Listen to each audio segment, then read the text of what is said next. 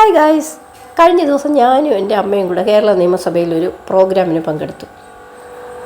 അമ്മയ്ക്ക് ക്ഷണം ഉണ്ടായിരുന്നു. കാരണം അമ്മ നിയമസഭയിൽ നിന്ന് 33 വർഷത്തെ സർവീസ് പൂർത്തിയാക്കി പുറത്തിറങ്ങിയ ആളാണ്. അപ്പോൾ അവിടെ ചെന്നോടം തന്നെ ആദ്യമേ ഒരു രജിസ്ട്രേഷൻ കഴിഞ്ഞുകൊണ്ട് ഒരു ബാഗ് ഗിഫ്റ്റായിട്ട് തരും. ഗിഫ്റ്റും കൊണ്ട് നേരെ നമ്മൾ പ്രോഗ്രാം നടക്കുന്ന ഹാളിലേക്ക് പോകും.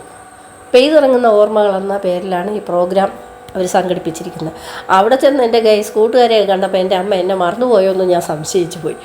പഴയകാല അനുഭവങ്ങളൊക്കെ പങ്കിട്ടും എൻ്റെ പൊന്നോ, ഗംഭീര ഫുഡും ഒക്കെ കഴിച്ച് അമ്മ ആകെ ഉത്സവ ലഹരിയിലായിരുന്നു.